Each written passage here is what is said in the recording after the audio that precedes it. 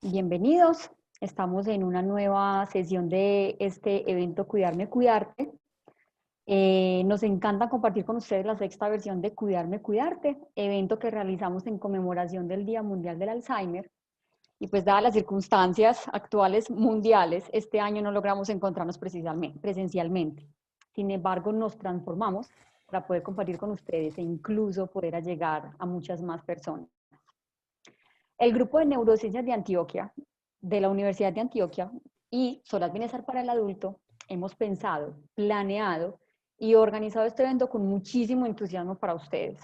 Durante todo el mes de septiembre y cada una de sus semanas los invitamos a que se pongan en los zapatos de los actores fundamentales de este proceso de la enfermedad de Alzheimer.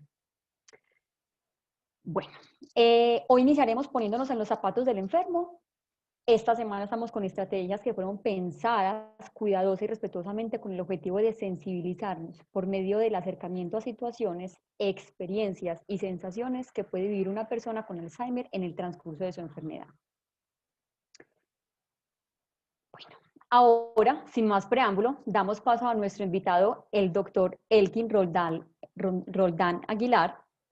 Él es médico especialista en medicina aplicada a la actividad física y el deporte de Solaz Bienestar para el Adulto, y estaremos con ustedes durante toda esta transmisión. Doctor Elkin, bienvenido.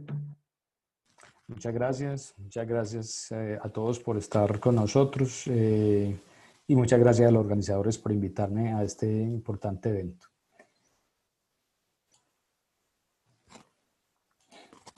Bueno, yo les voy a hablar de lo que es el tener una vida físicamente activa, cómo nos va a lograr una mejor vejez.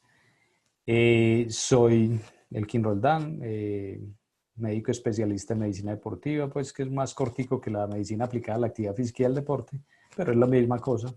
Soy el médico encargado precisamente de las evaluaciones médico-deportivas en Solaz y también soy docente, investigador en el Politécnico Colombiano Jaime Sasacadi y manejo un grupo de investigación, precisamente en lo que es actividad física y salud.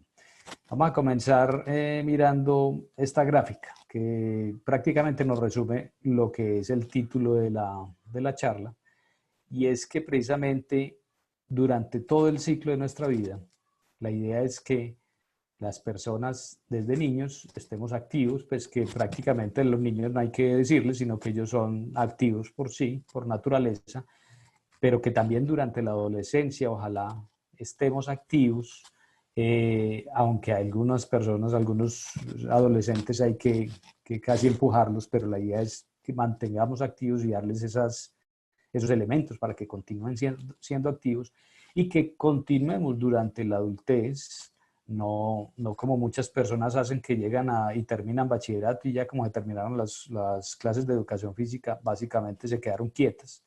Ese no es muy buena opción para la salud, y que precisamente el continuar siendo activos durante toda la adultez nos lleve a que tengamos ya una vejez mucho mejor, seamos unos adultos mayores más plenos y más felices.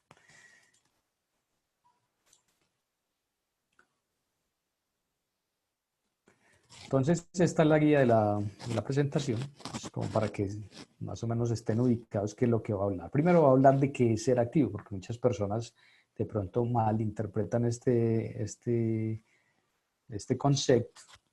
¿Cómo se relaciona esa actividad física con las políticas de la Organización Mundial de la Salud sobre la salud y el envejecimiento? Y vamos a hablar un poquitico de lo que es capacidad intrínseca y funcional y qué es eso, y cómo sería un marco de salud pública ideal para el envejecimiento saludable según la Organización Mundial de la Salud. Luego vamos a mirar cuál es la forma para llegar a ser activo durante toda la vida y algunas diferencias entre qué es actividad física, ejercicio, cómo es la dosis y respuesta con respecto a la actividad física, los tipos de ejercicios que me pueden modificar precisamente esa capacidad intrínseca. Luego contestamos otra pregunta y es el por qué es importante ser activo para llegar a una mejor vejez. O sea, cuáles serían las consecuencias de quedarme quieto, sedentario o inactivo toda mi vida, y cómo el ejercicio actúa como una especie de medicamento para mejorar problemas de salud, y ya llegamos a una conclusión. Entonces, primero contestemos esa pregunta. ¿Qué es ser activo? ¿Y cuál es la diferencia entre ser activo, ser inactivo físicamente y ser sedentario? Tiene una pequeña diferencia, pero las dos son en forma importante causas de muchos problemas de salud, como vamos a ver. Entonces, el sedentarismo es aquella persona que pues, básicamente no hace nada, no hace ningún tipo de movimiento durante todas las horas de vigilia, o sea, durante las horas normales está quieta, está sentada, está simplemente o sentada mirando un computador haciendo trabajos o oyendo música o con el celular o con la tablet. Y pues desafortunadamente también le mezclan a ese sedentarismo pues muchas veces comida chatarra, que pues entonces lo que va a hacer es precisamente incrementar la barriguita y eso con las graves consecuencias desde el punto de vista de salud, como vamos a ver más adelante. Mejor dicho, son aquellas personas que están totalmente inactivos, pero también o que hacen aquellas actividades que no van a sobrepasar mucho el gasto energético a lo que se hace en reposo. Normalmente uno gasta energía por estar en reposo. ¿Por qué? Porque tiene que funcionar su cerebro, tiene que funcionar su corazón, sus pulmones y todos sus órganos vitales. Entonces eso gasta un mínimo de energía y eso es lo que llamamos la unidad metabólica. Eh, pero hay algunos tipos de actividades que prácticamente no producen un gasto mayor de 1.5 o un poquitico más de lo que yo me gasto en reposo simplemente por vivir. Por ejemplo, actividades como, por decir algo, actividades caseras, pero suaves, digamos, de una casa pequeña, como barrer, son actividades de muy poco gasto energético.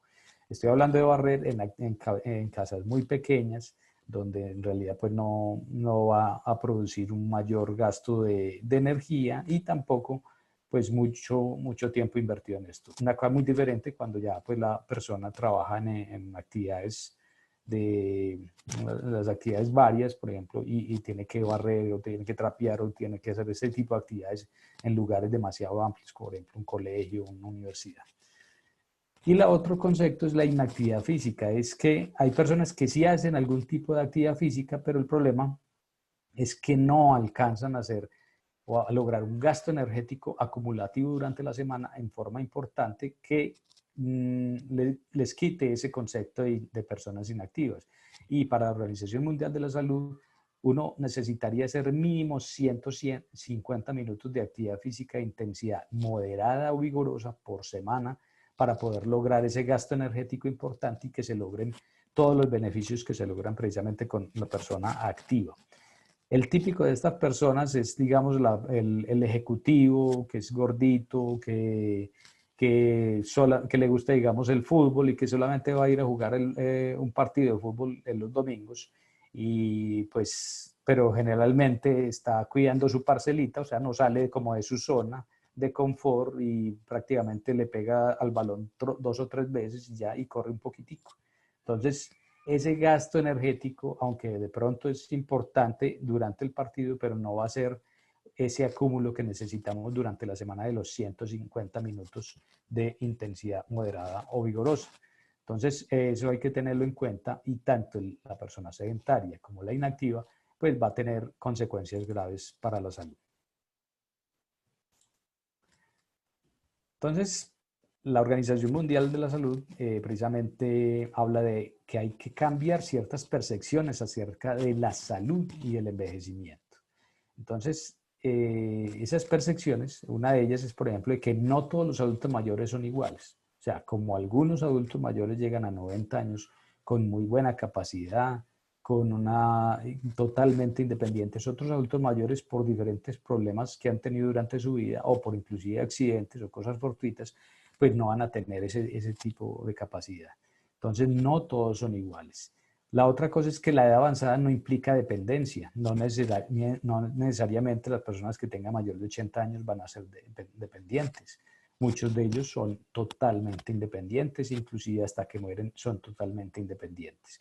Otro concepto es que el envejecimiento de la población aumentará el gasto de salud, pero no tanto como se pensaba. Es algo que hay que tenerse en cuenta y es que muchas veces se han observado que problemas de degeneración que debían de ser para ya adultos de avanzada edad se están observando en personas cada vez más jóvenes, y precisamente la inactividad física y el sedentarismo es uno de los causantes.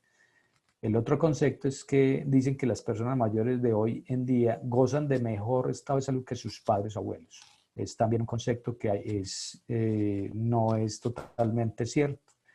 Muchas veces inclusive sus padres a la misma edad tuvieron una mejor salud, debido a que también ellos, por sus circunstancias, digamos, si eran personas del campo, les tocaba trabajar o hacer mucha más actividad física que los de ahora. Otro es que hay que pensar en los ancianos del futuro y no los del pasado. Precisamente si vamos a hacer políticas de salud para un futuro, pues tenemos que pensar precisamente en esas personas ancianas del futuro, no las de actualmente, porque van a tener un contexto diferente. Anteriormente también las mujeres tenían de pronto más desventajas y eran las que se dedicaban, digamos, a las actividades de la casa, y que no tenían, pues, digamos, acceso, digamos, a gimnasio como lo tienen ahora en este momento. Entonces, eso también ha habido cambios en ese aspecto con respecto al género femenino. Y una cosa muy importante es que el gasto en la población de edad es una inversión y no es un costo. Desafortunadamente, muchas EPS, muchas instituciones de salud creen que un adulto mayor, o de hacer un gasto, digamos un gasto en la parte de promoción o prevención en el adulto mayor, es un gasto innecesario y es un sobrecosto. Pero a la hora de la verdad, cualquier inversión, más bien, que se haga en promoción y prevención en el adulto mayor va a ser muy bien, no solamente va a ser bueno para la persona, para el adulto mayor, sino también inclusive para la misma institución de salud, que va a tener que sacar menos dinero para tener que pagarle todos los problemas de salud y las consecuencias que tienen, por ejemplo, los problemas de inactividad y sedentarismo.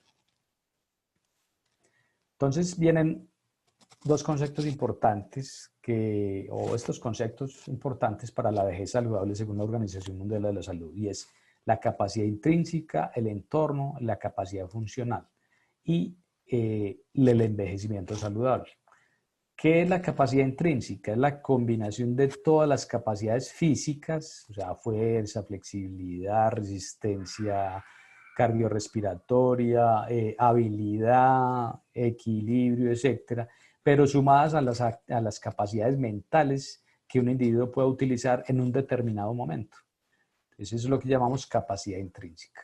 El entorno, obviamente, es donde habita esa persona y su interacción con ese entorno. Entonces, la sumatoria de las dos nos daría lo que es la capacidad funcional, que en su definición sería la relación entre el individuo y el entorno. Y precisamente tiene que ver con los atributos relacionados con la salud que van a permitir a la persona ser y hacer lo que valora. En otras palabras, hacer lo que le gusta, hacer lo que le interesa y lo que es importante para ella. Entonces, esa capacidad funcional es bastante importante, y precisamente el envejecimiento saludable va a ser como el proceso de desarrollar y mantener esa capacidad funcional que le va a permitir el bienestar durante la vejez. Entonces, es muy importante eso, y precisamente una de las cosas que mejora esa capacidad intrínseca va a ser la actividad física, la que va a incrementar esa capacidad intrínseca. Entonces, es una parte que podemos intervenir en un momento dado, porque muchas veces el entorno no es posible, pues porque vivimos en un país determinado, es difícil, pues, digamos, cambiarme de país, o vivo en un lugar donde no tengo buen acceso a la parte de salud. Entonces, eso muchas veces no se puede cambiar, aunque también se podría cambiar si tuviéramos unas buenas políticas de salud. Pero esta sí la puede cambiar la misma persona inclusive. Entonces viene este cuadrito que a veces se ve como complicado, pero es bastante interesante porque la Organización Mundial de la Salud separa o divide a las personas como en tres tipos de personas, en aquellas que tienen una capacidad alta o estable, o aquellas que tienen un deterioro de la capacidad y aquellas que tienen una pérdida considerable de la capacidad, y que a todos hay que atenderlos obviamente. Entonces, a nivel del ambiente, por ejemplo, a nivel del ambiente, pues la idea es precisamente en aquellas personas, por ejemplo, que tienen una pérdida con la capacidad de eliminarles, entonces hacerle que les sea más fácil precisamente así y ser, estar asequible a todas estas cosas. Y aquellas que tienen buena capacidad, pues es promoverle conductas que mejoren la capacidad como tal. ¿Y cuáles serían esas conductas? Entonces, de aquí vienen todos esos programas de promoción de la salud a través de la actividad física. O sea, es decirle a las personas, muévanse, hagan algún tipo de actividad, no se queden quietas, porque precisamente eso les va si eso desde niños lo hacemos, pues vamos a tener entonces una mucha mejor vejez. Ahora, para eso, obviamente hay que proveerlos de lugares adecuados para ese tipo de, o ambientes adecuados para eso. También desde el punto de vista a largo plazo, pues aquellas personas que tienen algún tipo de deterioro, pues hay que asegurarle la dignidad a esas personas ya inclusive en sus últimas etapas o apoyar en conductas que mejoren esa capacidad en un momento dado, sobre todo en aquellas personas que tienen cierto deterioro. Y con respecto a los servicios de salud, pues la idea es prevenir esas enfermedades crónicas o asegurar la detección temprana y el control de ellas. Y precisamente la mejor forma de prevenir esas enfermedades crónicas y sobre todo ya cuando tengo un riesgo, cuando ya las padezco, es la parte del ejercicio físico, porque precisamente el ejercicio físico funciona como una especie de medicamento que nos ayuda a mejorar todos esos problemas de salud crónicos. Entonces viene esta diferencia entre ejercicio y actividad física. De pronto muchas veces uno la utiliza en forma indistinta y sí tienen sus diferencias. Actividad física es cualquier movimiento corporal producido por los músculos que produce un gasto energético. Entonces, yo me muevo, digamos, desde el punto de vista ocupacional. Por ejemplo, esta persona que está levantando bultos, famosos coteros, tienen que levantar bultos todo el día, digamos, descargando y cargando mulas o cargando, pues, tractomulas. Se imaginan la mano el montón de kilogramos de peso que maneja durante el día. Entonces es un nivel de actividad física demasiado desgastante y demasiado alto. Otros, la actividad física lo hacen, digamos, por desplazarse. Me tengo que ir hasta el metro o a ir hasta el bus para ir a mi trabajo o a mis estudios y yo pues camino y me demoro por ahí 5 minutos para ir al metro, caminando. Ese es otro tipo de actividad física, pero entonces el problema con la actividad física es que es difícil valorar su intensidad o medirla, ¿cierto? Entonces, sí es muy importante que la persona haga cualquier tipo de actividad física, pero hay que tener en cuenta que muchas veces o nos estamos excediendo, por ejemplo, en esta parte laboral, como esta persona, o a veces demasiado poquito, digamos, si yo hago solamente una caminada de 5 minutos para ir al metro, pues no va a ser tan importante si yo la hiciera, digamos, 30 minutos o 40 minutos. ¿Listo? Y también va a depender de la intensidad con que haga ese esfuerzo. Entonces viene el concepto de ejercicio, que es un subgrupo de actividad física en el cual es planificado, es estructurado, es repetitivo y tiene como objeto precisamente mejorar mi forma física o mi condición física. O sea, es supervisado por profesionales donde precisamente le van a decir qué tanto tiempo, a qué intensidad le hace la actividad, cuántas veces a la semana lo debe hacer, precisamente para qué, para lograr un objetivo específico que es mejorar su forma física. ¿Y qué es la forma física? Es simplemente, es el estado óptimo, cómo funcionan todos mis órganos, cardiopulmonar, muscular, sistema nervioso.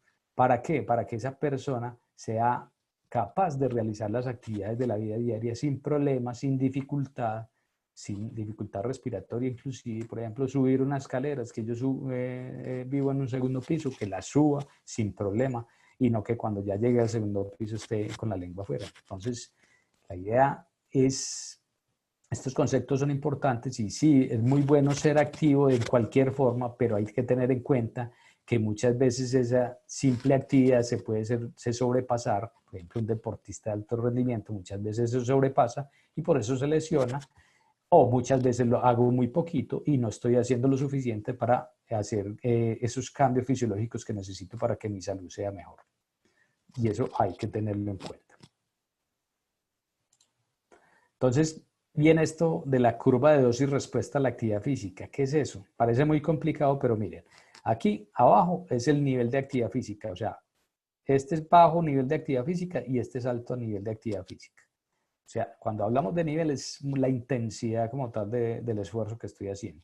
Y aquí comparo con los beneficios de la salud. Si observamos, un sedentario tiene muy poquitos beneficios de la salud y a medida que vamos aumentando la actividad, el beneficio de la salud, miren que es cada vez mayor, cada vez mayor, cada vez mayor, cada vez mayor, e inclusive cuando la persona es activa como tal, entonces tiene un nivel alto, un beneficio alto, un beneficio muy bueno para la salud, pero ya cuando es demasiado activo o cuando esa actividad es demasiado fuerte, muchas veces o no voy a ganar más beneficio para la salud o inclusive, miren que empiezo a bajar los beneficios para la salud. Por ejemplo, un deportista de alto rendimiento, pues precisamente el objetivo de ellos es sacar el mayor provecho posible a su cuerpo, pues muchas veces exageran. ¿Y qué pasa? Que en vez de mejorar, empeoran y ahí vienen entonces los problemas de las lesiones o una cosa que se llama el sobreentrenamiento, que en vez de mejorar sus marcas, inclusive las va a desmejorar. Y eso también tiene connotaciones importantes desde el punto de vista de salud.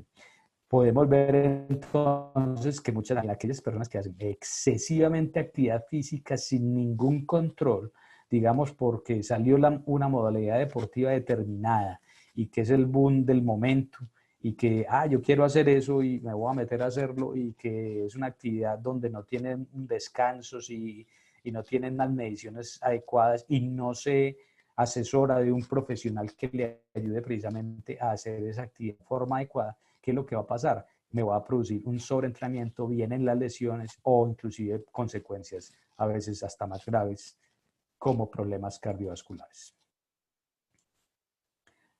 Entonces, ¿qué tipos de ejercicio me van a mejorar esa capacidad intrínseca? Precisamente esa reserva que yo tengo dentro del organismo, ¿qué cosas o qué tipos de ejercicios me la mejoran? Ya vimos que precisamente el ejercicio es el que ayuda a mejorar esto. Pero entonces hay muchos tipos de ejercicio. La mayoría, y lo que todo el mundo conoce, que el ejercicio de resistencia, la bicicleta, el caminar, la natación, y pues muchos médicos inclusive son los que dicen, no, es que camine 30 minutos o ¿por qué? Eso es una política general de la Organización Mundial de la Salud, pues precisamente para que mejore la persona, para que pase de la inactividad, que sí es mucho peor, a que sea activo. Pero miren, no solamente ese ejercicio es el único que nos va a traer beneficios. Vamos a observar más adelante que pues, el ejercicio de resistencia, claro, nos trae muchos beneficios desde el punto de vista cardiovascular, en la parte pulmonar, por ejemplo. Pero también necesitamos de otros tipos de ejercicio que muchas veces hasta tenemos un tabú.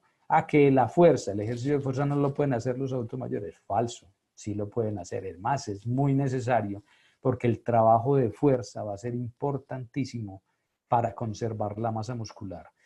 Qué importante es que tenga yo una buena masa muscular cuando yo sea adulto mayor. Mucha, bastantísima, porque precisamente la masa muscular no solamente nos ayuda a movernos, sino que se ha visto que el músculo es un órgano que produce una serie de sustancias que se conectan con los demás órganos y con los demás sistemas, que hacen que los demás órganos y los demás sistemas se mantengan saludables también. O sea, todo esto es interconectado, todo el organismo va conectado uno con el otro. Los ejercicios de flexibilidad, ¿por qué van a ser importantes en un momento dado? Si yo tengo buena flexibilidad, voy a ser una persona que entonces me voy a subir, digamos, a un bus y me voy a subir a un bus normalmente porque es más alto, voy a subir el escalón sin problemas. Pero si tengo mala flexibilidad, muchas veces subiéndome al bus me puedo desgarrar un músculo precisamente por hacer un esfuerzo, porque mis músculos están muy poco flexibles. Entonces miren que sí tiene una connotación en salud muy importante y precisamente se ha observado que muchas de las lesiones osteomusculares pueden ser también por falta de flexibilidad en ciertos grupos musculares. La coordinación es importante. Yo para qué necesito ser muy ágil, digamos, con un balón o con algo. Todo eso lo tengo que irlo trabajando obviamente desde la niñez, pero esa parte coordinativa y esa parte de equilibrio son tan importantes como esto. Si yo tengo buena coordinación y buen equilibrio, voy a evitar las caídas. Y la combinación entre una buena coordinación, un buen equilibrio y una buena fuerza va a evitar que una persona se caiga y en un momento dado se produzca una fractura que puede ser de graves consecuencias o un trauma severo a nivel del cráneo que lo puede llevar inclusive a la muerte. Entonces, todos estos tipos de ejercicios son importantes desde el punto de vista de salud. Es más, en coordinación es tan importante como para pasar una calle que yo esté bien coordinado en mis músculos, con mis ojos, que calcule más o menos a la velocidad que vienen los carros y que imprima la velocidad suficiente para poder pasar una calle y que no me vaya a atropellar una moto o un carro. Entonces todo eso, toda esta combinación va a ser importante desde el punto de vista salud. ¿Y por qué no el sedentarismo? Miren, todas estas cosas se han observado que puede producir el sedentarismo y muchas más. Por ejemplo, aumenta en 270% la probabilidad de tener un accidente cerebrovascular, o sea, una trombosis o un derrame cerebral, que lo puede dejar inclusive, en el mejor de los casos, lo puede dejar a uno paralítico una parte del cuerpo. Se incrementa en 160% la probabilidad de la diabetes. La diabetes tiene unas graves consecuencias, no solamente el problema de que no puedo consumir azúcar, que es muy rico, sino que la diabetes con el tiempo va deteriorando los riñones, va deteriorando todos los vasos sanguíneos del organismo y entonces más propenso a problemas cardíacos. Y el sedentarismo también aumenta en un 100% más lo que es cardiopatía isquémica, o sea, los problemas de infartos del corazón o problemas cardíacos, incrementan un 100% la probabilidad de osteoporosis, o sea, de que se descalcifiquen los huesos y que por ende entonces se fracture mucho más fácil la persona cuando tenga una caída, inclusive una caída leve. Incrementan el 100% la probabilidad del cáncer de colon. ¿Por qué? Porque se ha visto que las personas sedentarias pues acumulan grasita y esa grasita produce una serie de sustancias que producen un proceso inflamatorio crónico en el organismo que van a llevar inclusive a degeneración de las células y a que se produzcan cánceres, entre ellas el cáncer de colon y también el cáncer de la mama, por ejemplo, como podemos ver aquí, en un 60% más de probabilidades. Un 70% más de probabilidad de hipertensión arterial. Entonces, el sedentarismo es un factor muy importante que va a incrementar los problemas de salud a nivel del mundo. Y no estamos hablando de adultos mayores solamente. Esto hay que hacerlo desde joven. O sea, si nosotros vemos a un niño obeso, pues hay que intervenirlo desde ya precisamente para que no sea siguiendo el adulto obeso y que llegue a la vejez obeso o inclusive muchas veces ni siquiera va a llegar a la vejez, porque la obesidad es un problema grandísimo. Y por eso entonces la Organización Mundial de la Salud hace esas recomendaciones. Hombre, pase de ser inactivo a ser activo. ¿Y cómo lo hago? Haga por lo menos 30 minutos diarios de actividad física, o sea, 5 veces a la semana. Ahí estamos hablando de los 150 minutos, por lo menos más de 150 minutos semanales de actividad física moderada o vigorosa. Por lo menos haga eso. O si no lo puede hacer continuo, pues por lo menos entonces haga esos 10 minutos en la mañana, 10 minutos al mediodía, 10 minutos en la tarde. O sea, los puede dividir. Hay muchas formas de, por lo menos, pasar de inactividad a ser activo.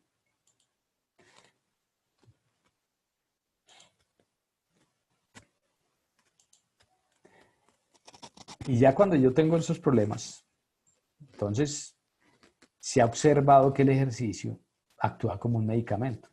O sea, es un arma terapéutica Entonces, igual, digamos, si para una persona hipertensa, por ejemplo, se toma el medicamento, llámese losartán o cualquiera, pues, o metoprolol, o cualquiera que utilice uno para la hipertensión. Adicionalmente a esos medicamentos, la persona debe hacer ejercicio. Ahora, ¿por qué ejercicio y no actividad física? Porque es que ya, como les decía, el ejercicio es medido, controlado, dosificado, planificado para lograr un objetivo específico. Y precisamente si yo ya tengo un problema de salud, pues yo ya necesito hacer algo que sea controlado, que sea planificado y precisamente para lograr el objetivo, que en este caso sería bajarme la presión arterial. Obviamente, sí aclaro una cosa, no, el ejercicio solo no va a servir para la hipertensión. Eso ya va a depender del tipo de hipertensión. Si una hipertensión leve y en estadios iniciales, puede a lo mejor servir esos cambios de estilos de vida, como simplemente al hacer el ejercicio, fuera de eso, hacer consumir baja sal, bajar de pesos va a ser muy importante, y otros tipos de mejorar otros tipos de hábitos, por ejemplo, la parte de alimentación. Entonces, es parte fundamental del tratamiento de todas estas enfermedades, hipertensión, de la diabetes. Se ha comprobado que el ejercicio mejora los niveles de azúcar, de diferentes problemas reumáticos, entonces artritis reumatoidea, por ejemplo, de artrosis, o sea, de degeneración de las articulaciones. Es muy, muy importante. Lesiones deportivas, obviamente, como parte de su recuperación y vuelta otra vez al entrenamiento ya deportivo como tal. Que no necesariamente estamos hablando de deportistas de alto rendimiento, sino de deportistas recreativos, que son muy comunes. Del dolor anterior de rodillas o famosos problemas rótulofemorales, va a ser parte del tratamiento de la enfermedad coronaria, va a ser parte del tratamiento de la obstrucción parcial de las arterias de los miembros inferiores. Cuando ya hay obstrucción de esas arterias, hay que trabajarle precisamente el ejercicio, aunque con la actividad física muchas veces le da el dolor, pues precisamente la idea es que esa persona se vaya adaptando poco a poco a un nivel cada vez más alto de actividad física, de ejercicio, para que logre una mejor calidad de vida. De enfermedades neurodegenerativas como el Alzheimer, precisamente, que nos trae acá a esta charla, como el Parkinson también. Se ha observado que precisamente la actividad física y el ejercicio protegen para que estos problemas, que pues a veces obviamente son genéticos y la parte genética sí es muy difícil de controlar, pero sí el ejercicio, al mejorar la circulación cerebral, al mejorar la calidad de las neuronas, como vamos a ver más adelante, disminuye el riesgo a este tipo de problemas, pues como tal. A problemas de POC o enfermedades pulmonares obstructivas crónicas van a hacer que estas personas mejoren su capacidad para la parte respiratoria y logren mejores actividades sin tanto problema y sin tanta dificultad respiratoria. Aquellos problemas que tienen insuficiencia renal, también problemas renales como tal, el tipo de ejercicio va a hacer que no se deteriore su masa muscular, que es muy común en ellos.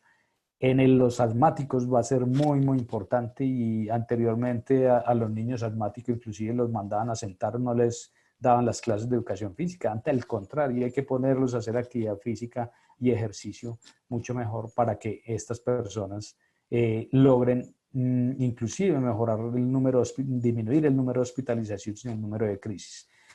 Para enfermedades articulares degenerativas como las artrosis, importantísimo, porque unos músculos bien fortalecidos van a evitar entonces que esas articulaciones se deterioren más, y también que disminuye el dolor crónico para los problemas de osteoporosis, porque calcifica el hueso, y como les decía, para las terapias para dolores crónicos, porque uno con el ejercicio produce un analgésico que es natural, que es la endorfinas. Obviamente para el tratamiento de la obesidad, para el gasto energético, para enfermedades mentales también, estrés, depresión, inclusive esquizofrenia, y para problemas de los lípidos sanguíneos, que precisamente es uno de los que va a generar problemas de hipertensión y problemas de enfermedad coronaria como tal. Entonces, ¿por qué sirve el ejercicio para todo eso? Vamos a hacer una explicación un poquitico, voy a tratar de hacerlo lo más sencillamente posible, pero es para que miren la dimensión que esto tiene, sus evidencias científicas, y que no es simplemente que porque yo me siento bien haciendo ejercicio, no es solamente. Lo que pasa es que, por lo que les decía que el ejercicio actúa como un medicamento, es que actúa desde el punto de vista de aspectos fisiológicos. Lo que se ha observado, por ejemplo, en las personas con problemas cardiovasculares y sobre todo en hipertensión. La hipertensión es el aumento de la presión en las arterias y el sistema circulatorio, haga de cuenta que eso es como un sistema de tubos con una bomba que se llama corazón. Entonces, el hipertenso, ¿qué es lo que pasa? Esta presión aquí se incrementa y al aumentarse esa presión produce alteraciones arteriales y produce que el corazón se pueda agrandar e inclusive que se pueda morir mucho más fácil por problemas ya de insuficiencia cardíaca. Entonces, ¿qué es lo que hace el ejercicio? Durante el ejercicio, obviamente, se incrementa la presión arterial. ¿Para qué? Para que ese incremento de la presión, pues, haga que todos los sistemas se irriguen bien, o sea, llegue la sangre a todos los sistemas y, pues, el músculo se llene de sangre precisamente para poder hacer su función en ese momento, que es la contracción muscular. Pero cuando uno termina el ejercicio, hay una cosa que se llama el efecto hipotensor del ejercicio. ¿Y es por qué? Porque es que el ejercicio produce esto. Esto es un vasito sanguíneo, mirado así con una sección transversal, un vaso sanguíneo, una arteria, una arteriola específicamente, normal, una que se constriñe, o sea, que se cierra y otra que se abre. Pues precisamente lo que hace el ejercicio muchas veces es esto. Abre esas arteriolas y entonces si abren, estos tubos van a ser más grandes y si esos tubos son más grandes, pues simplemente en un sistema de tubos, yo abro los tubos, entonces el líquido que va por ahí, que es la sangre, va a fluir con menos presión. ¿Listo? Entonces, eso es lo que cuando uno termina el ejercicio produce ese efecto hipotensor, que va a hacer entonces que se disminuya la resistencia al paso de la sangre, que fluya más fácil y que por ende la presión arterial mejore. Entonces, ese es un efecto que tiene el ejercicio desde el punto de vista cardiovascular. Y recordemos que si uno mantiene esa presión alta durante mucho tiempo, lo puede llevar a problemas cardíacos en un futuro inmediato. Entonces, al prevenir esa hipertensión, pues precisamente vamos a evitar que llegue a ese problema cardíaco como tal. Desde el punto de vista de los lípidos, ustedes han oído hablar del famoso perfil lipídico, del famoso colesterol, que hay un colesterol malo y que un colesterol bueno. Pues el colesterol malo, llamémoslo así malo, funciona así como este obrero, que llega y coge los desechos de la construcción y los echa ahí. Esta es una arteria, los echa ahí y entonces eso se va acumulando. Esos son desechos de grasa que se van acumulando en las paredes y entonces ¿qué va a producir? Una obstrucción de esa arteria. Y si hay una obstrucción de esa arteria, pues ¿qué va a hacer? Que si esa arteria esa arterita es la que está llevando la sangre a esta parte del corazón y se obstruye, entonces ¿qué pasa? Esa parte del corazón, aquí en negrito, se muere y eso es lo que llamamos el famoso infarto del corazón. Entonces, ese colesterol malo, que es el LDL, puede ser contrarrestado si yo tengo el famoso colesterol bueno, que es el HDL, más incrementado. ¿Por qué? El HDL es el que llega y me recoge ese exceso de basura que hay ahí y me lo lleva al hígado para que sea simplemente eliminado ese exceso de grasa por el hígado. Entonces, ¿qué hace el ejercicio? Estimula precisamente al HDL, o sea, ese colesterol bueno, y evita entonces este problema del infarto del corazón. Ahora, ese infarto o esta arteria, si está en cualquier parte del sistema, digamos, si está en el cerebro, pues va a producir también un infarto cerebral y o las famosas trombosis cerebrales. Entonces, esto es un efecto importantísimo del ejercicio con respecto a la salud. La otra parte es que el ejercicio de fuerza a cualquier edad, ahí no podemos ser con esos tabú de que no, el adulto mayor no puede hacer ejercicios de fuerza. Obviamente va a hacer ejercicios de fuerza de acuerdo a su medida y a su condición, pero es muy importante el ejercicio de fuerza. Y la combinación de ese ejercicio de fuerza con el ejercicio cardiorrespiratorio me va a estimular entonces la producción de masa muscular. Miren, es una persona ya muy adulta, pero sin embargo es muy adulta, pero con una excelente masa muscular que nos envidiaríamos cualquiera. Y que esa masa muscular, como les decía, no solamente tiene implicaciones de que si yo tengo buena masa muscular, voy a tener mejor fuerza, me va a evitar caídas, me va a evitar lesiones osteomusculares. Entonces, evitar, por ejemplo, que llegue a una cosa que se llama la sarcopenia, que es una atrofia muscular severa, ya cuando es el adulto mayor, y que esa atrofia muscular severa me va muchas veces a producir problemas osteomusculares severos también. Y no solamente osteomusculares, sino desde el punto de vista metabólico. El músculo es un órgano que no solamente se contrae, sino que, como le decía, produce un montón de sustancias que van a ayudar a, por ejemplo, disminuir el riesgo de problemas de obesidad y el problema de, digamos, también de diabetes. ¿Por qué? Porque mientras tenga, por ejemplo, yo más masa muscular, inclusive en reposo, gastar más energía para mantenerme. Y si yo gasto más energía, pues entonces lo que yo consumo se gasta más y va a mantener un equilibrio y voy a lograr entonces de pronto una adultez con un mejor, no solamente desde el punto de vista estético, sino también desde el punto de vista de salud. ¿Por qué? Porque está exceso de abdomen aquí, esa barriguita de cervecero que llamamos muchos, pues precisamente es una de las consecuencias de los problemas cardiovasculares, porque se ha observado que mientras tenga más grasa visceral, está todavía más relacionado con esos problemas que anteriormente vimos, como estos problemas de tipo cardiovascular, y que se acumulen esas grasas, sobre todo esas grasas malas, acumulen el exceso de grasa ahí a nivel de las arterias y que vaya a producir entonces como consecuencia un infarto. Entonces miren la importancia también de la parte muscular y de la parte del ejercicio de fuerza como tal. De la diabetes, ¿por qué sirve para la diabetes? Esto lo hago como tratando de hacer pues un símil al que repara chapas. Entonces, resulta, ustedes han oído mencionar la famosa insulina. La insulina es como una llavecita que ingresa a una chapa, que ese sería el receptor de insulina en la célula muscular, y que entonces al mover esa chapa abre unas compuertas o unos canales que entonces la glucosa, que es el azúcar que está ahí en la sangre, entonces se ingrese a la célula. ¿Para qué? Para que entonces no se acumule ese exceso de azúcar en la sangre, y eso por eso se llama hiperglicemia, y para que precisamente esa célula aproveche ese azúcar para producir energía a través de ella. Entonces, ¿qué pasa? Que cuando una persona es obesa, sobre todo el exceso de grasa, todos estos receptores se traban, o sea, las chapitas se traban. Es cuando uno mete la llave, la insulina. Yo puedo tener mucha insulina, pero cuando ingreso la llave y voy a abrir, no soy capaz. ¿Por qué? Porque está trabada la chapa. Resulta que el que me arregla esa chapa es ¿quién? El ejercicio. Entonces es la persona que llega y me arregla la chapa, y entonces ya esa llavecita o esa insulina me va a servir, y entonces se abren estas compuertas fácilmente y el azúcar va a ingresar a la célula, y entonces la célula va a producir su energía que necesita a través del azúcar, y así el azúcar en la sangre no se va a elevar como se debía elevar.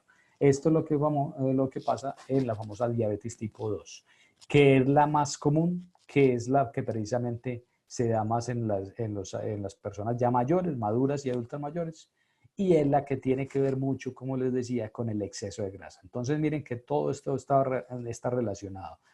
Obesidad conlleva muchas veces a producir diabetes, y también eso conlleva también a producir muchas veces hipertensión. ¿Y quién es el que puede salvar como todas esas cosas? Precisamente el ejercicio. Y entonces por eso el ejercicio actúa como un medicamento natural para evitar o para controlar este tipo de problemas como tales. Otra cosa es que produce sustancias químicas que van a disminuir la depresión, la ansiedad y los dolores crónicos. Por ejemplo, produce una sustancia que es un neurotransmisor, una sustancia que está en el cerebro y que ayuda precisamente a la transmisión de las neuronas, que se llama la serotonina. Y ese incremento de la serotonina, producida por el ejercicio, por el estímulo del ejercicio, pues ayuda a tener a la persona mejor, a tener un mejor apetito, un mejor sueño, una mejor interacción social, porque también el ejercicio nos ayuda a eso. Cuando estamos en grupos, precisamente grupos que van a ser también amigos de nosotros los que comparten algún tipo de actividad física con nosotros. Entonces, esa parte va a ayudar a disminuir la depresión y los estados de ansiedad. Por eso, por ejemplo, en este momento que estamos tan en lo del, en toda esta contingencia del coronavirus, que estuvimos encerrados y pues que todavía debemos de estar muy cuidándonos mucho en la casa, pues esto, el ejercicio dentro de la casa va a ser de gran ayuda para por lo menos mantenernos bien desde el punto de vista mental. Y ustedes han visto en las noticias inclusive que se han incrementado mucho los problemas de tipo mental debido al encierro. Pues el ejercicio puede ser una de las cosas que nos puede ayudar a evitar esto. Y la otra cosa es que, como les decía, cuando uno hace ejercicio se producen unas sustancias que llaman las endorfinas, que son, haga de cuenta, como los analgésicos naturales que uno produce. Entonces esas endorfinas se incrementan y cuando las personas padecen de algún problema, digamos, crónico, de tipo reumático o cualquier tipo de dolencia, pues les va a ayudar a controlar mucho mejor el dolor. Entonces, por eso evita esos dolores crónicos o disminuye por lo menos su intensidad. Desde el punto de vista de los huesos, el ejercicio, por ejemplo, de trabajo de fuerza va a ser muy importante. Y ahora, aquí, como les decía, esto no lo debemos de esperar a hacerlo ya cuando seamos adultos mayores, esto lo tenemos que hacer desde jóvenes, trabajo de fuerza y sobre todo en las mujeres. Se ha observado, por ejemplo, que en los primeros 20 años de vida, el ser bastante activo, o sea, hacer trabajos de fuerza y el consumir buena cantidad de calcio, va a evitar en un momento dado la famosa osteoporosis, que es la descalcificación de los huesos, con la gravedad de que cualquier trauma o caída me pueda producir esto, que es las famosas fracturas, que pueden ser, digamos, en la muñeca, pueden ser en la cadera, que son las de más alta consecuencia, porque pues obviamente una persona con una fractura de cadera va a estar inmovilizada, mientras la operan, que es la única forma de tratamiento, mientras o le ponen un cambio inclusive de la cabeza del fémur por una prótesis, o le ponen sus clavos y sus cosas diferentes, pues que lo hacen los ortopedistas para estabilizar la articulación. Pueden pasar 2 o 3 días que van a tener que estar postrados totalmente en la cama y que el estar totalmente quietos en la cama, porque cualquier movimiento les produce mucho dolor, puede causarle entonces éstasis venoso y una trombosis venosa, y ese trombos digamos, que le den la pierna se puede ir hasta el pulmón y producir un tromboembolismo pulmonar y llevarlo inclusive a la muerte. Entonces, tienen consecuencias muy graves en el adulto mayor y precisamente todo lo tenemos que trabajar es desde jóvenes. Entonces, por eso insisto tanto en eso. Esto hay que trabajarlo, el ejercicio hay que empezarlo desde jóvenes. Otra cosa importante es que el ejercicio mejora la conducción nerviosa, mejora la coordinación. Entonces, si yo coordino mejor mis pies, mejor mis manos, pues entonces, digamos, si yo me tropiezo, voy a ser capaz de coger con mi mano y agarrar, digamos, la baranda y voy a evitar una caída. Entonces, y también va a mejorar mi equilibrio y por ende menos caídas y menos fracturas. Entonces, este ya es un aspecto de tipo nervioso que hace el ejercicio y este es un aspecto desde el punto de vista propiamente del hueso como tal. Ambos importantísimos para evitar este problemita que es la caída, que es, como les digo, catastrófico. Y en lo que nos compete acá, a los organizadores, pues precisamente la parte neurológica es muy, muy importante y sobre todo la parte del cerebro. ¿Por qué? Porque digamos, es el cuerpo de una neurona, o sea, el cerebro está compuesto por muchas millones de neuronas que se conectan entre sí. Miren, se conectan a través de estos bracitos que llaman dendritas. Y precisamente esa interconexión es como un similar a cuando se hace una interconexión de computadores con un servidor y todos ellos están conectados. Si todos ellos están conectados, pues van a funcionar mucho mejor. Pues igual ese es el cerebro. Si todos ellos están conectados, van a funcionar mucho mejor y sus procesos cognitivos van a ser mucho mejor. O sea, va a pensar mejor, va a tener mejor memoria, va inclusive a mejorar su capacidad intelectual. O sea, esto en la parte, por ejemplo, cuando estamos estudiando es importante también el realizar ejercicio. Aumenta una cosa que llama la plasticidad neuronal. ¿Y qué es eso de la plasticidad neuronal? Haga de cuenta que el ejercicio es como este señor que llega e interconecta todos estos cables, todas esas neuronas las pone, conecta y conecta una con otra, y al conectar, si yo tengo un sistema de conexión mucho mayor, pues voy a tener una mejor plasticidad neuronal. Y eso se ha observado y se ha comprobado que hace el ejercicio a través de inclusive de tipo, pues ya importante precisamente para conservar interconexiones y es imposible de comparar una persona normal como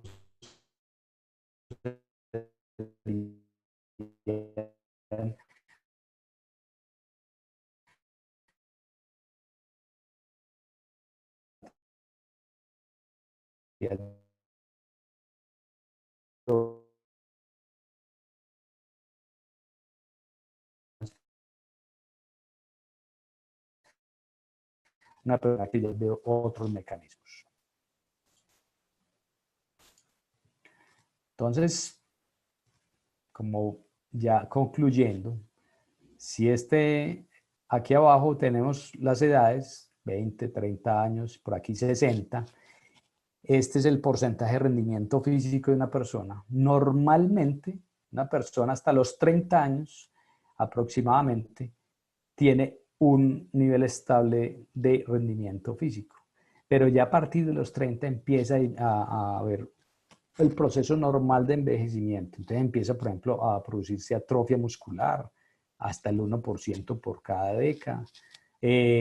Obviamente hay un deterioro normal por el envejecimiento, pero observen una cosa, miren cómo es el deterioro en una persona activa, que sigue siendo activa toda su vida. En cambio, miren cómo es el deterioro en una persona sedentaria. Miren entonces que el rendimiento en una persona sedentaria puede llegar a bajar más del 50% de cómo estaba por allá a los 30 años. Inclusive mucho más, puede ser hasta el 80% o el 90%. Mientras que una persona que sigue siendo activa, pues bajará de pronto un 20, un 30%, pero va a ser una persona alegre, una persona activa, una persona que puede hacer todas sus cosas, precisamente ¿por qué? Porque tiene esa capacidad intrínseca que reservó durante toda su vida para que precisamente se pueda relacionar con el medio en forma adecuada y tenga precisamente un envejecimiento saludable. En cambio, una persona sedentaria, muchas veces esta baja de rendimiento va a hacer que inclusive sea una persona que tenga que estar postrada en una cama cuando llegue por allá a los 70 años. Que esa no es la idea y yo creo que no es la idea de ninguno de nosotros. Como conclusiones, una vejez saludable de un individuo depende en buena parte de esa capacidad funcional que adquiere durante toda su vida y conserva para la vejez. Hago como algo similar a que la actividad física y más aún el ejercicio que acumulen toda la vida es como ese ahorro que hace uno de la pensión. ¿Para qué? Para tener una mejor vejez. Entonces, tratemos de ahorrar precisamente a través de haciendo actividad física y ejercicio durante toda la vida. Muchas gracias y espero que esta frasecita no se les olvide nunca y ojalá la puedan transmitir a todos sus familiares. Muchas gracias. Doctor Elkin, muchísimas gracias por esta importante reflexión.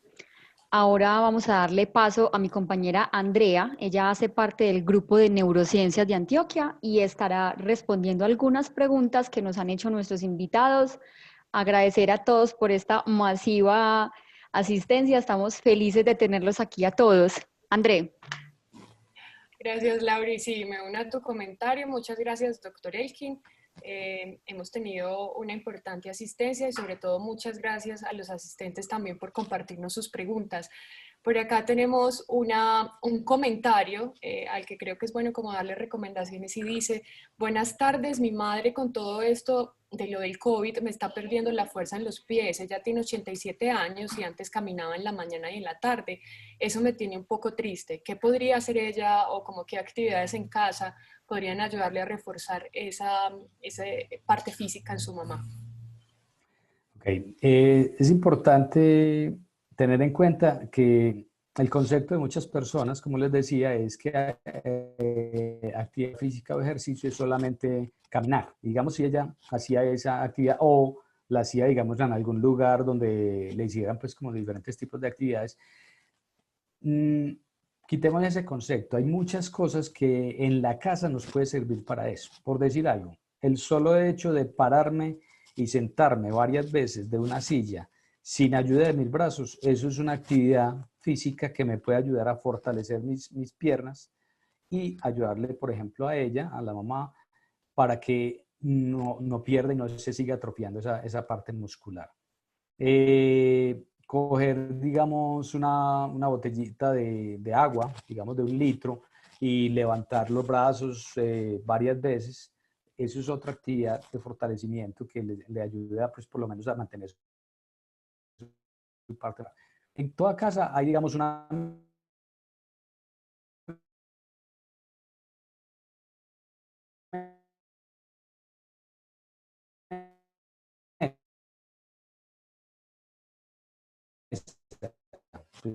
darle eso y tratar como de acompañarlo. Entonces, bueno, vamos a caminar juntos, y le damos la vuelta alrededor, así sea el comedor, y le contamos algunos cuentos y le vamos hablando. O sea, hay que tratar de estimularlos para que ellos se mantengan activos.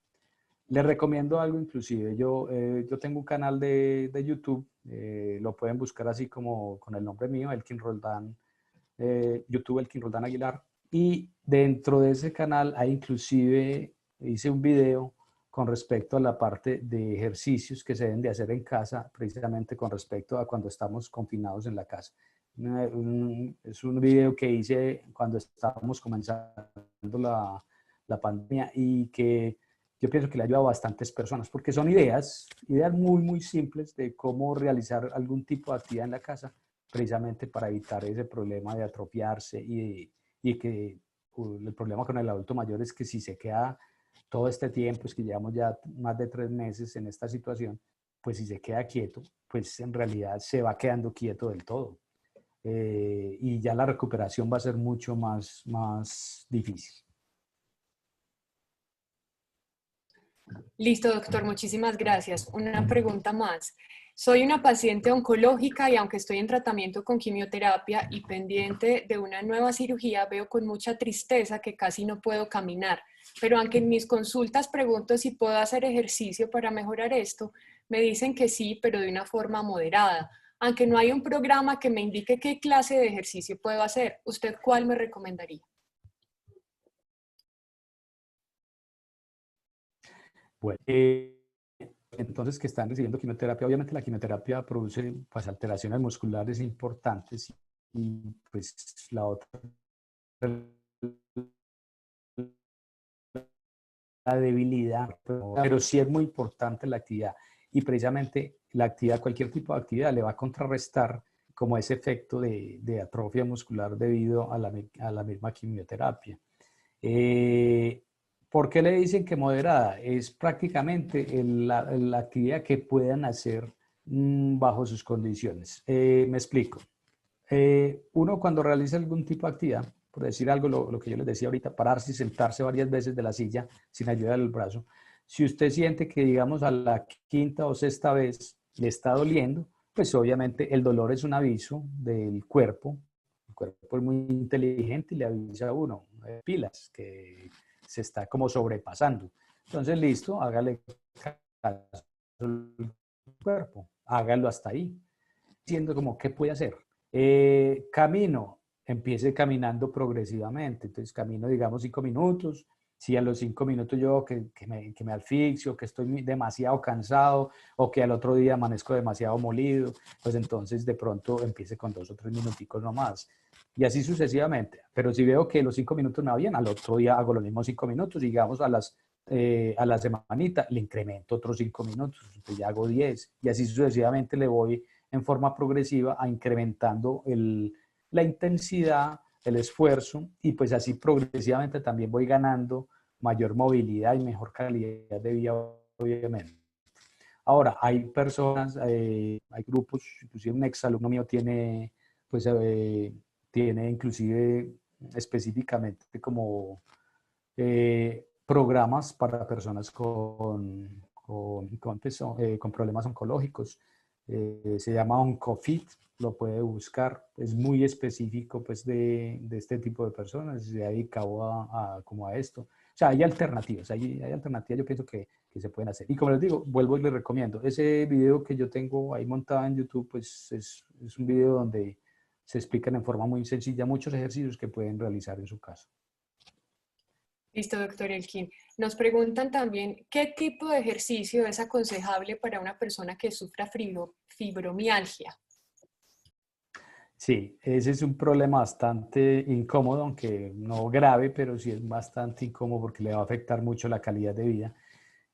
Lo que se ha observado con este tipo de personas, pues de pronto contextualiza un poquitico para las personas que no saben que la fibromialgia, en sí la fibromialgia es un problema de tipo muscular y de fascias que se producen contracturas localizadas en diferentes partes del organismo y dolores en articulaciones y a nivel muscular que no se sabe por qué.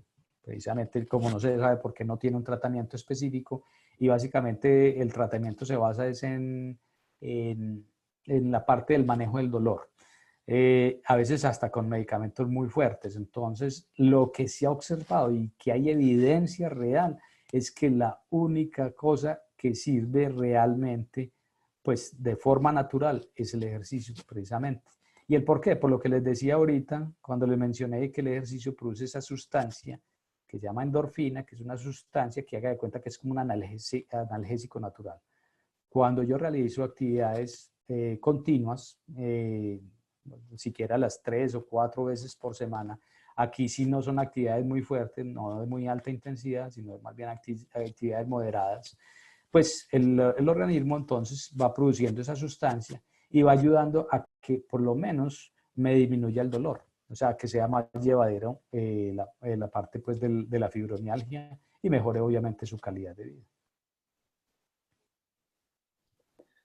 Doctor Elkin, nos preguntan, ¿cuál es el mejor horario para realizar actividad física y por qué el ejercicio en la noche me quita el sueño? Bueno, buenas preguntas. Empecemos primero a cuál es la hora. La hora puede ser cualquiera, pero también va a depender del problema de salud que yo tenga. Por decir algo, si yo tengo, algunas personas tienen artritis reumatoidea. La artritis reumatoidea es un proceso inflamatorio articular que produce un fenómeno en las mañanas o con el frío que se llama la rigidez matutina.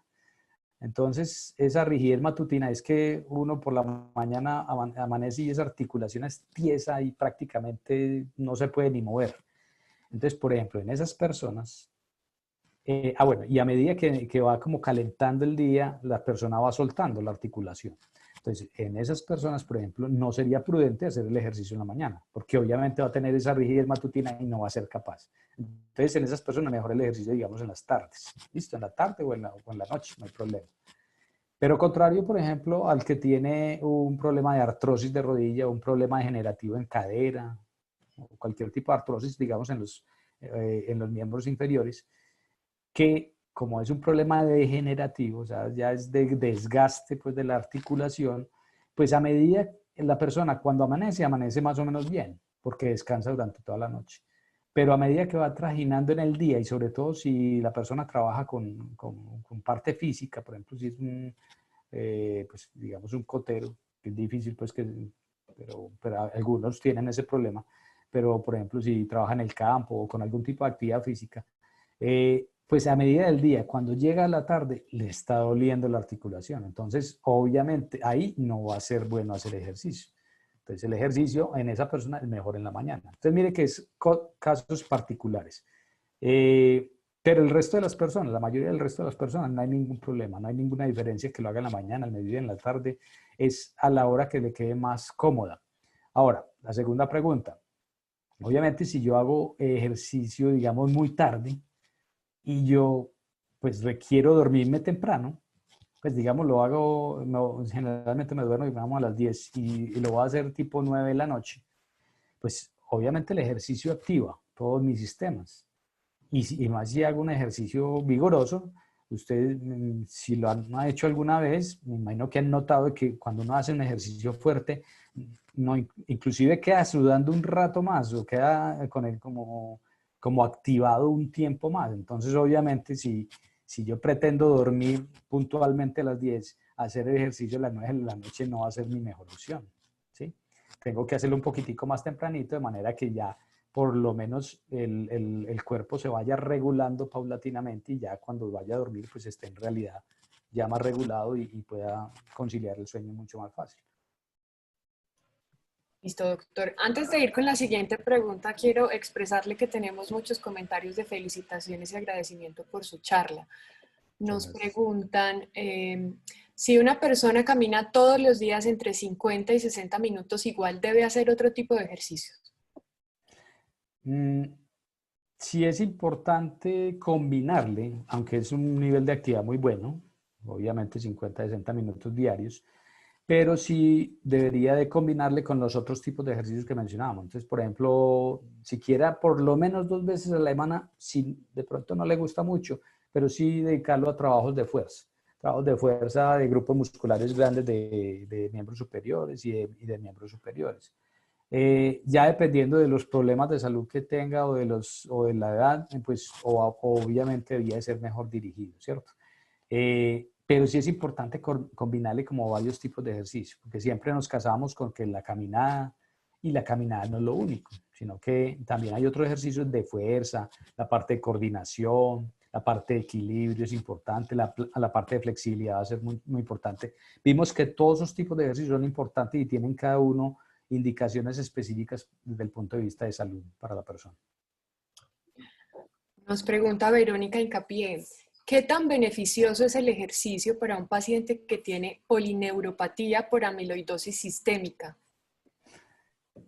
Para cualquier tipo de patologías, en general depende de la persona. Muchas veces pues hay patologías que sí contraindican específicamente pues el ejercicio. Pero en otras, por ejemplo en este caso, no es contraindicado del todo. Yo sé que se le va a dificultar mucho hacerlo, pero haga lo que puede hacer. O sea, lo que le permite a su cuerpo. Y como les digo, la mejor forma de saber si lo que estoy haciendo es beneficioso o no, pues es el dolor. Si me aumenta el dolor o si al otro día me amanezco peor, pues entonces fue porque ese ejercicio que hice de pronto no es el más adecuado. Entonces uno mismo se tiene que interrogar, o si estoy haciendo la actividad y me está doliendo, pues yo no insista, que obviamente ese es el mecanismo de defensa del organismo que me está diciendo pilas, que se está sobrepasando.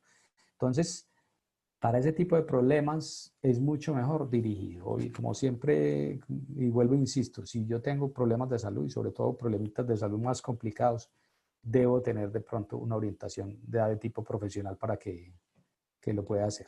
¿Listo? Y eso va a ser muy individual también porque depende de la afectación de cada persona.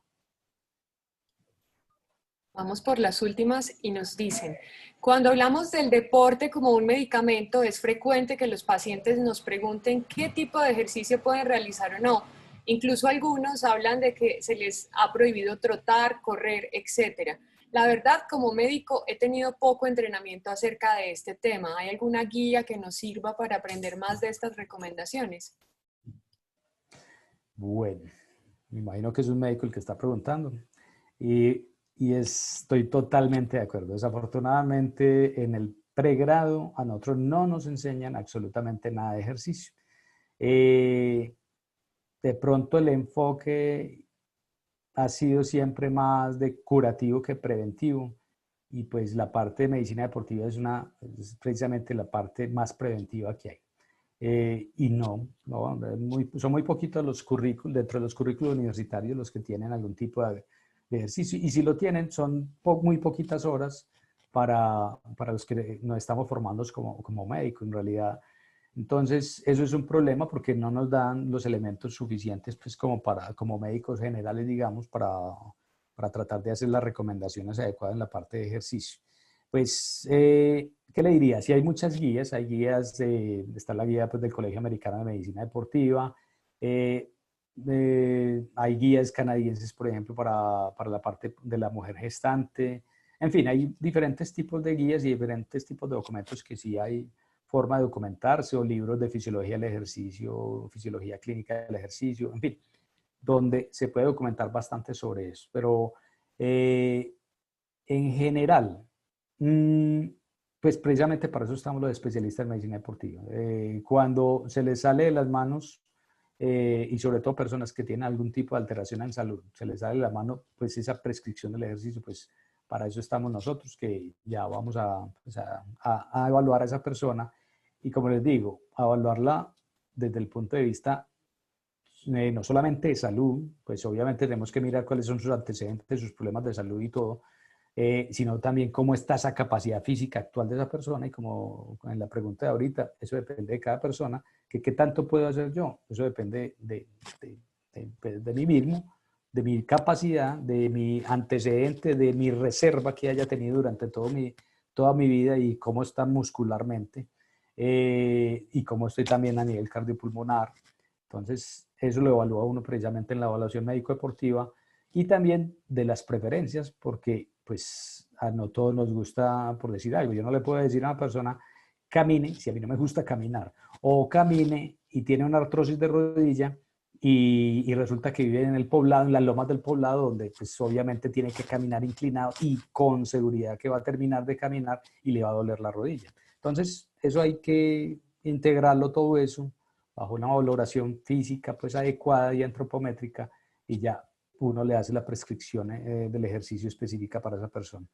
Pero sí hay pues documentación y se puede mirar pues muchas cosas. Hay libros dedicados a lo que llaman actividad física y salud. Pues hay suficiente documentación pues a nivel nacional e internacional inclusive. ¿Cómo se puede trabajar la capacidad funcional en personas con demencias? Es bastante interesante, y precisamente es un reto muy interesante que hemos tenido en SOLAS, porque obviamente gran parte del ejercicio es la motivación de la persona y el entender el ejercicio como tal. En personas ya avanzadas de tipo Alzheimer, pues, o en otro tipo de enfermedades neurodegenerativas, ya pues la parte cognitiva está muy deteriorada, pero lo que hemos observado en toda esta experiencia que hemos tenido es que hay que buscarle el estímulo adecuado a cada persona. Y es un estímulo que es muy individual también. Es un estímulo, por decir algo, doy un ejemplo. Un paciente de nosotros con un Alzheimer avanzado llegó en silla de ruedas. Pues obviamente la pregunta a los familiares era si tenía algún problema neurológico. Ninguno, sino que él simplemente se postró, y que como nadie, pues como le estimulaba lo suficiente, entonces él se quedó ahí en la silla de ruedas y ya, es, en el confort de la silla de ruedas. En la evaluación, pues sí, en realidad físicamente, neurológicamente y muscularmente no tenía ningún problema, pues obviamente tenía su atrofia muscular lógica por el desuso.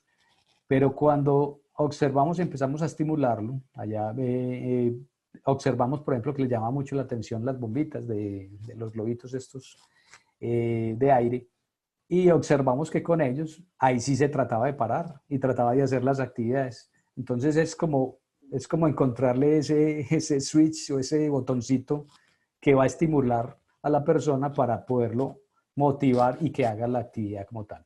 Otras personas de por sí ya tienen ese chip metido en la cabeza y que toda su vida hicieron algún tipo de actividad, y sin embargo, así tengan un problema grave de una demencia avanzada, son capaces de montarse en una banda y trabajar tranquilamente y hacer todas las actividades. Entonces eso va a ser también muy individual, pero sí hay manera de trabajar esas personas, y hemos observado que igual que las otras, que las que no tienen ese problema avanzado, también mejoran. E inclusive precisamente en eso estamos, esa es una de las investigaciones que estamos mirando en este momento.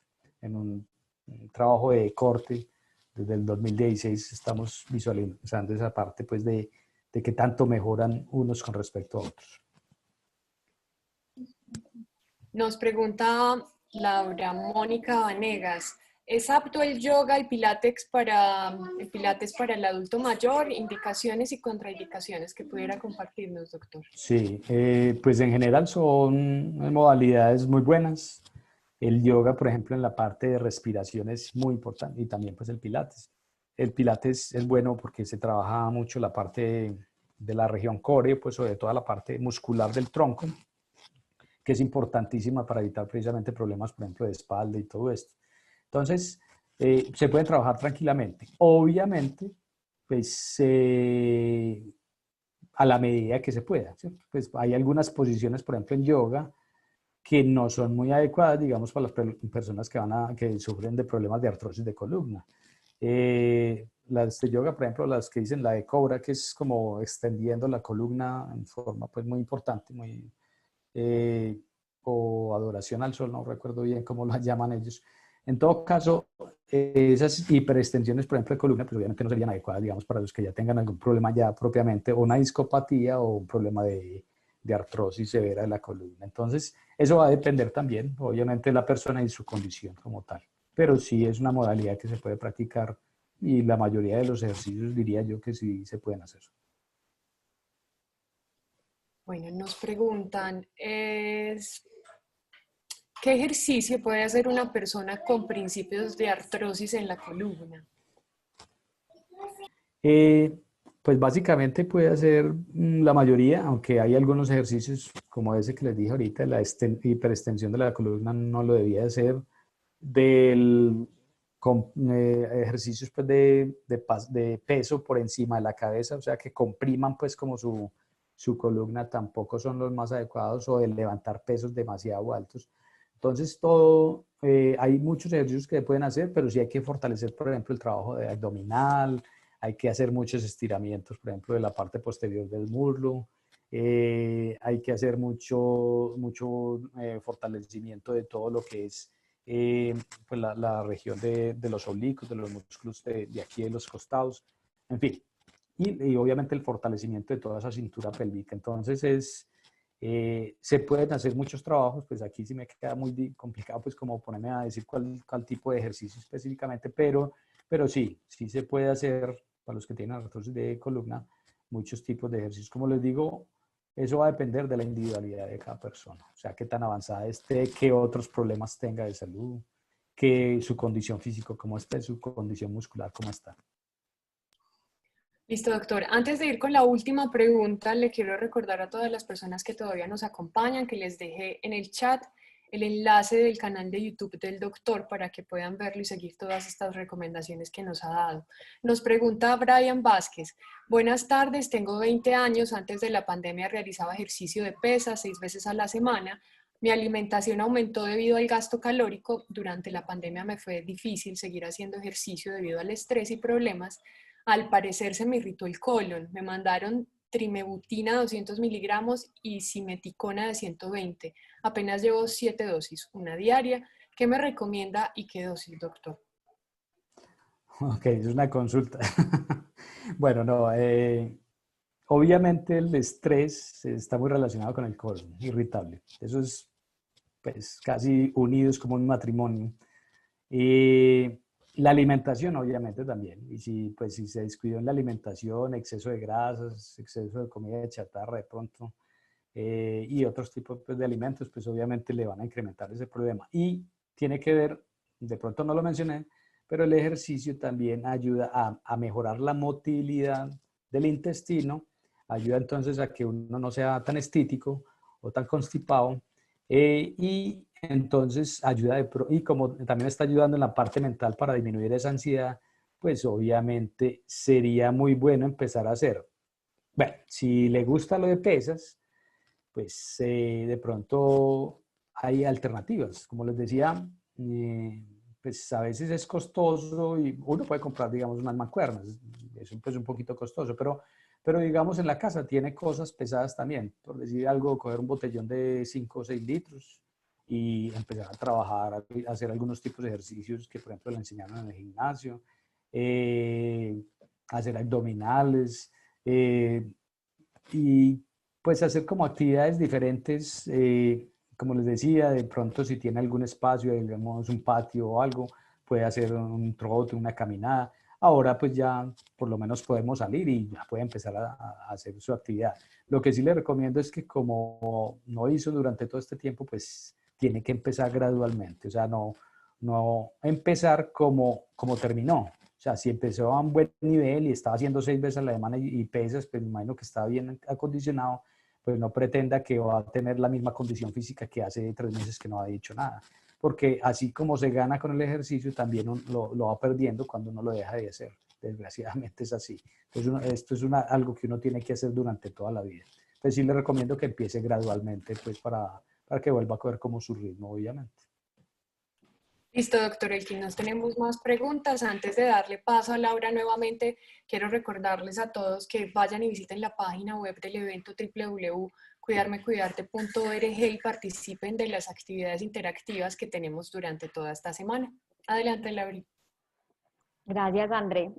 Doctor, muchísimas gracias por su valioso aporte en este tema. Mucho gusto. Definitivamente súper importante. Sabemos desde Solas toda la fuerza que hacemos para que nuestros adultos realicen ejercicio, siempre con la debida prescripción del equipo que nos acompaña, nuestro fisiólogo del ejercicio David Rendón, nuestros cuidadores del adulto mayor. Y los invitamos a todos los que están participando a seguir atentos a la programación de cada día, inscribirse en las charlas www.cuidarmecuidarte.org. Les va a llegar un link de Zoom para que siempre estén conectados con nosotros. Ya somos más de 1000 conectados a estas charlas, más de 1000 inscritos. Y recuerden también que tenemos actividades interactivas semana a semana. Así que gracias, André, por ese acompañamiento. Doctor Elkin Roldán, muchísimas gracias a todos por Gracias a conectarse. ustedes. Muchas Gracias, gracias a doctor. ustedes. Feliz tarde a todos. Gracias, nos vemos muy pronto. Chao, chao. Hasta Chao. luego.